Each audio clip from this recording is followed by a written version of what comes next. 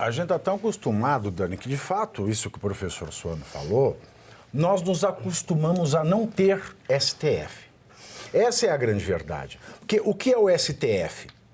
O STF é uma instituição que não se confundem com as pessoas que estão ocupando o cargo do ministro. Mas que para ocuparem o cargo de ministro, elas devem ter reputação ilibada e notável saber jurídico. É aquele que sabe mais dentre aqueles que sabidamente se sabe. Eu sempre cito o exemplo do professor Moreira Alves. Quando a gente viu o professor Moreira Alves na faculdade, a gente até abaixava e fazia o nome do pai. Às vezes punha a mão para ver se pegava alguma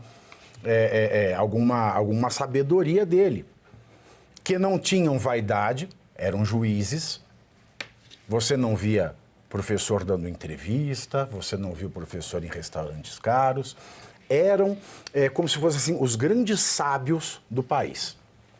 A partir do Lula, a gente normalizou as pessoas sem nenhum notável saber jurídico.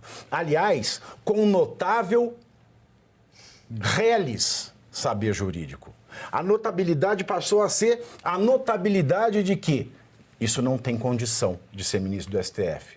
Então, os presidentes da República, e todos eles a partir do Lula, cito Lula, cito Dilma, cito Michel Temer, cito Bolsonaro, à exceção do André Mendonça, no meu ponto de vista, e cito Lula mais uma vez. Todos eles colocaram dentro do STF porcarias que não poderiam estar lá. Por quê porcaria? Porcaria, se eu tenho um manual de instrução de uma máquina, a máquina diz, você tem que colocar aquela bateria quadrada para funcionar. Aí você coloca uma pilha palito, a pilha palito é porcaria porque ela não serve. Então a porcaria é nesse sentido. Então ao invés da bateria quadrada, foram colocando pilha. E o Senado também é culpado, porque, ora, o Senado ele tem o direito de aprovar ou desaprovar e ainda fazer o recall com o impeachment.